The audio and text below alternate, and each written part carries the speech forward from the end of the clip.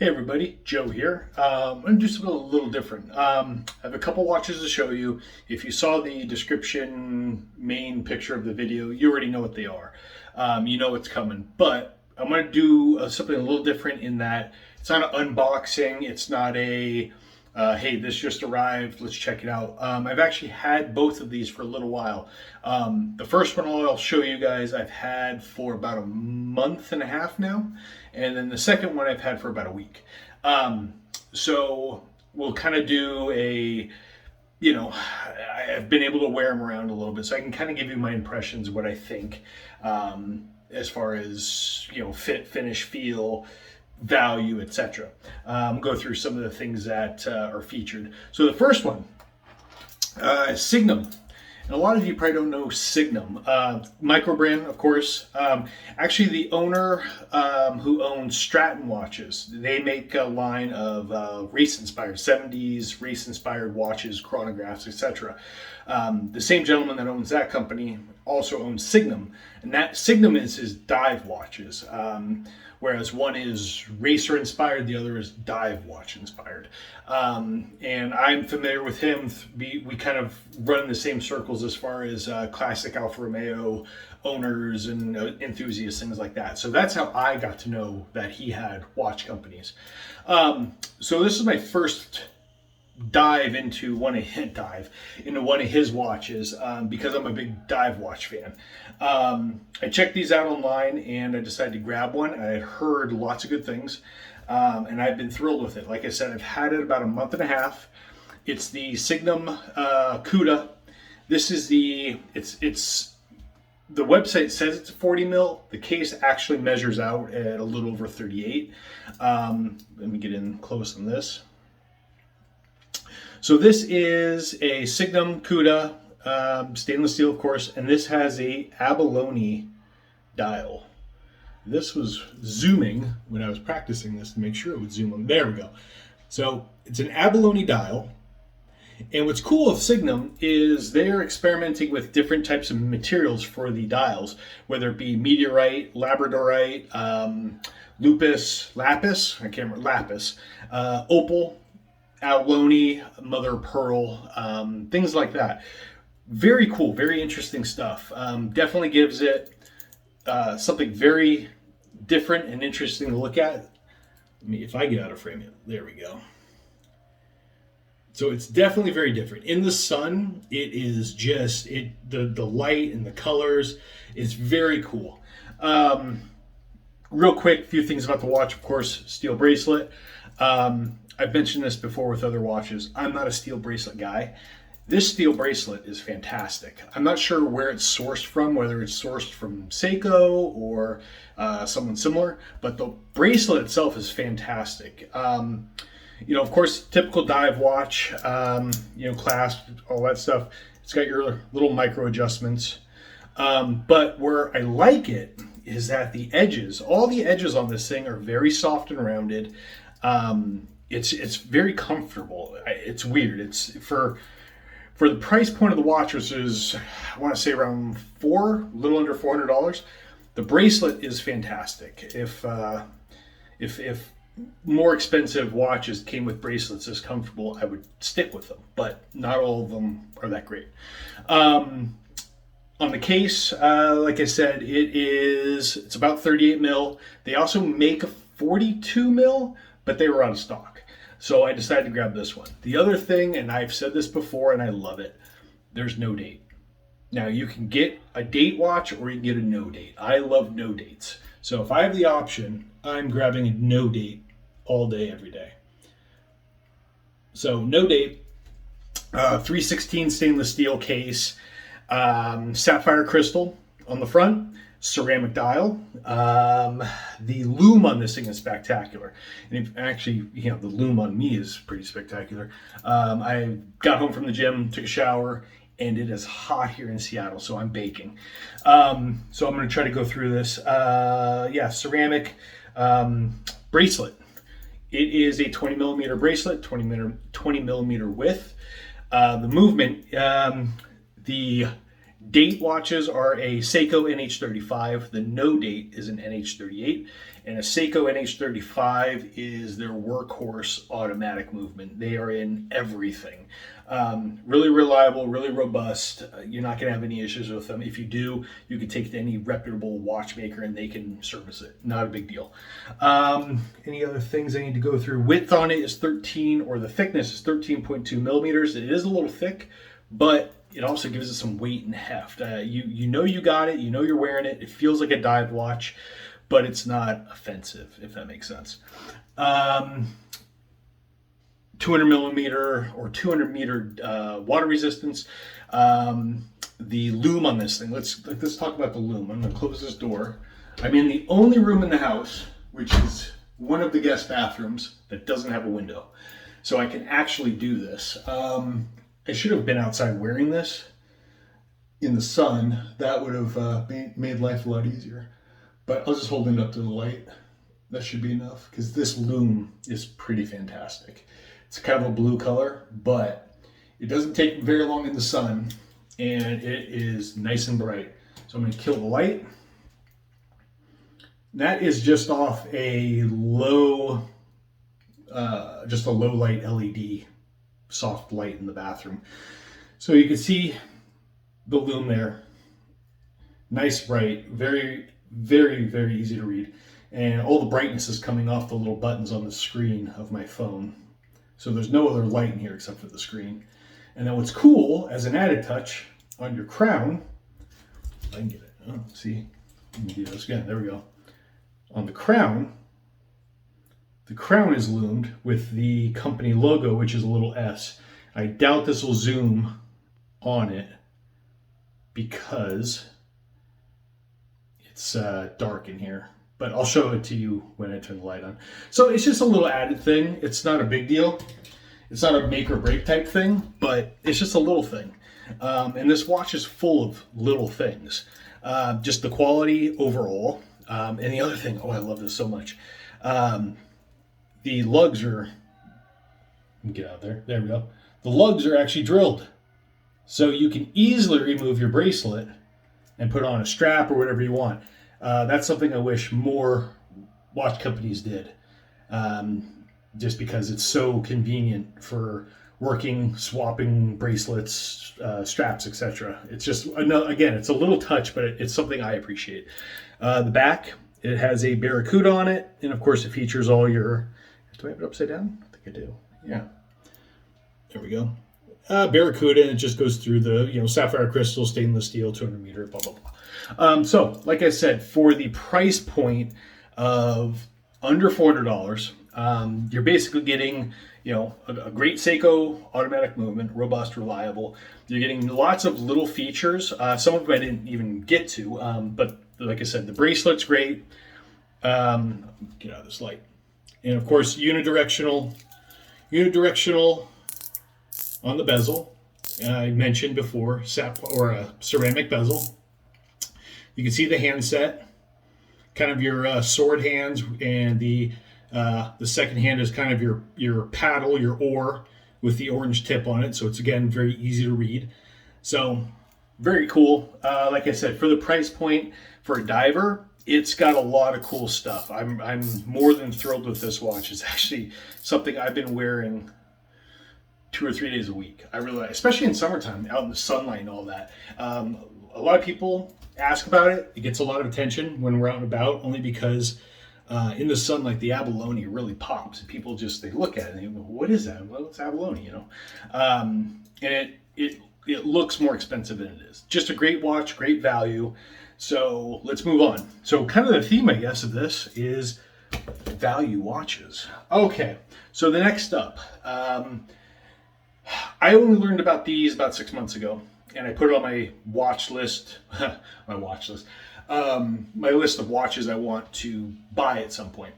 So I finally decided to do it a couple weeks ago. And that, of course, is what I understand to be a cult favorite, the Seagull 1963. So for those unfamiliar, Seagull 63, little quick background, basically Chinese company, Chinese factory. They bought the tooling for the movement. From what I understand, it was either the late 50s or early 60s. They bought the tooling and the equipment from a Swiss company called Venus. They basically bought the rights into the designs of their movement, bought all the tooling because Venus was upgrading, doing something different. So this Chinese factory, they were looking to start making watches. So they purchased all the equipment, the tooling, the licensing, and started making these movements. And it was the Venus something, but basically in China became the ST19, I believe. And that just basically was their movement, 19 joule, not an automatic. As you can see, there's no automatic rotor in there. It's just a mechanical wind watch, but it is one of the very nicest display backs I have ever seen. Now, if you get in really, really close under a microscope and look, you do see some slight tooling marks. You do see some over oiling on some of the metal, but to the naked eye, it is just really, really pretty to look at. You got the blued screws, your jewels are featured, all the bridges, the work in there is really nice. So there's a lot going for this watch for the price point. Again, here's the face. So it features, numbers at the, 10, 12, 2, 4, 6, 8, and then gold marks, little triangle marks at the other points. The hands are very cool in that they're kind of a reflective, shiny blue. So it really offsets this kind of cream, off-white, slightly champagne color dial. And then the chronograph marker or the chronograph hand is a nice bright red. Very cool with the red star there. It kind of lets you know, hey, this is Chinese, yes. And these are, from what I understand, they're a very, very popular cult watch. People love them. Collectors love these. You're not going to see them out in the wild, from what I understand, very often. But when you do, if you know what they are, you know that person appreciates watches. Just because they're just very robust, well made. They kind of throw aside all that Chinese stigma of if it's Chinese, it's crap. Well, not everything Chinese is crap. I mean, yes, a lot is, but a lot isn't. And from what I understand, this is one of those isn't. So just looking at it, the polishing on the case is very nice. Your chronograph dials, they're printed, which is, it's okay. I know they do make versions of this where the chronograph dials are not printed, but this is the reissue of the military watch. So it's a little bit more true to form, being that they're printed dials. And I haven't worn this in a little while being a couple days. So let me wind it a little, get it going. So now and then just get the chronograph going.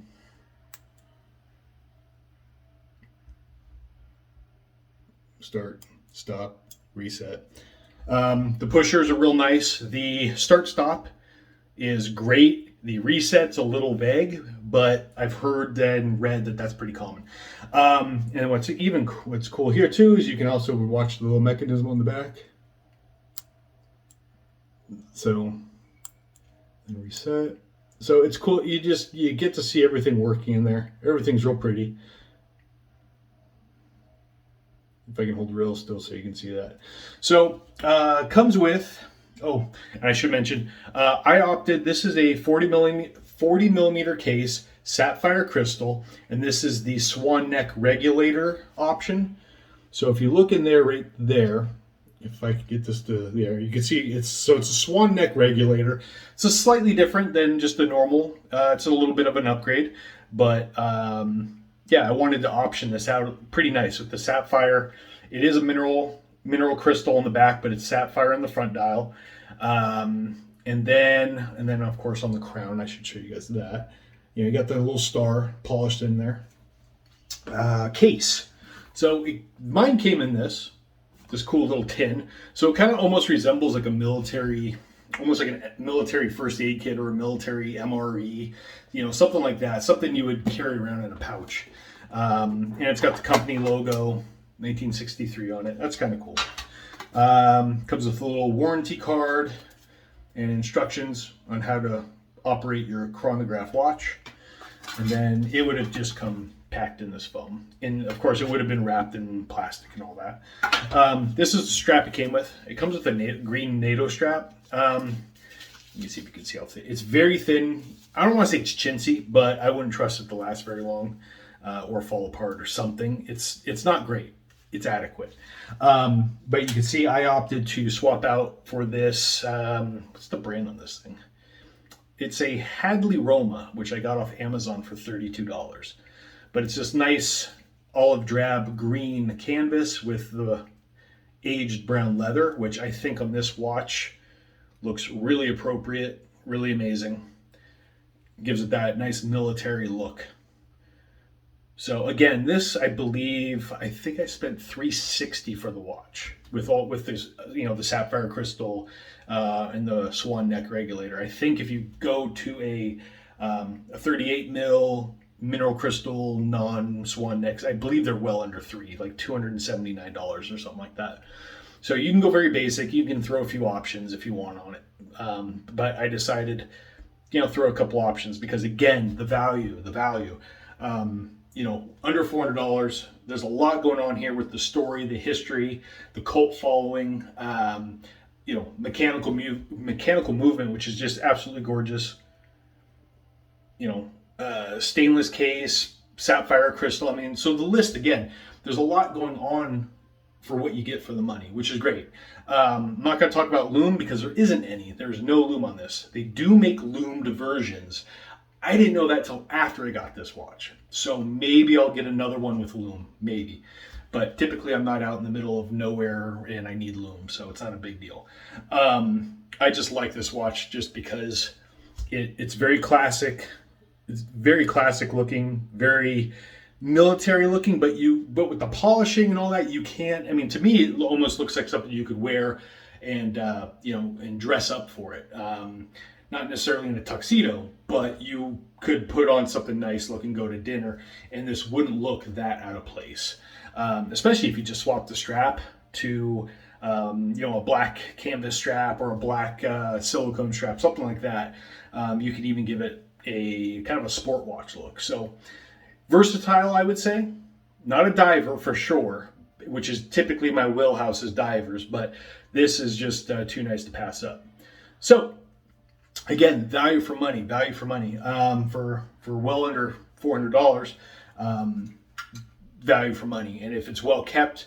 Now, with this movement, I'm not 100% sure if you had any issues, if you could find someone that could easily work on it. Perhaps you could. If you can't, maybe good luck sending it in for warranty. I don't know.